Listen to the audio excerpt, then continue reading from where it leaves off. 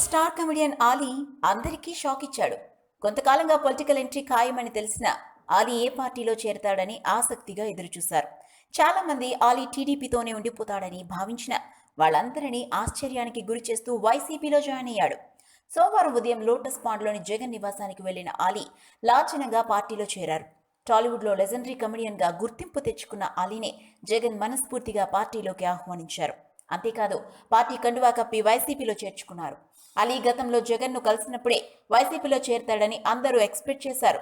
కానీ అలీ ఆ తర్వాత పవన్ చంద్రబాబులను కలవడంతో అయోమయంలో పడ్డారు.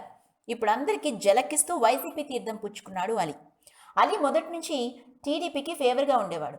తెలుగుదేశం పార్టీ జరిపిన అనేక కార్యక్రమాలకు సినీ రంగం తరపున హాజరయ్యాడు. అయితే ఈ ఎన్నికల్లో ఎమ్మెల్యేగా పోటీ చేయాలని భావించిన అలీ గుంటూరు తూర్పు నియోజకవర్గం టికెట్ కోరుకున్నాడు.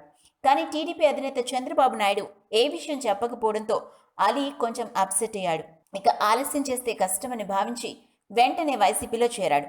అయితే అలీ ఏపీలో ఎక్కడి నుంచి పోటీ చేస్తారన్న విషయంలో ఇంకా క్లారిటీ రాలేదు. అలీ గుంటూరు తూర్పు నియోజకవర్గంలో ఓటు హక్కు కోసం దరఖాస్తు చేసుకోవడంతో అక్కడి నుంచే పోటీ చేస్తారని టాక్ వినిపిస్తోంది.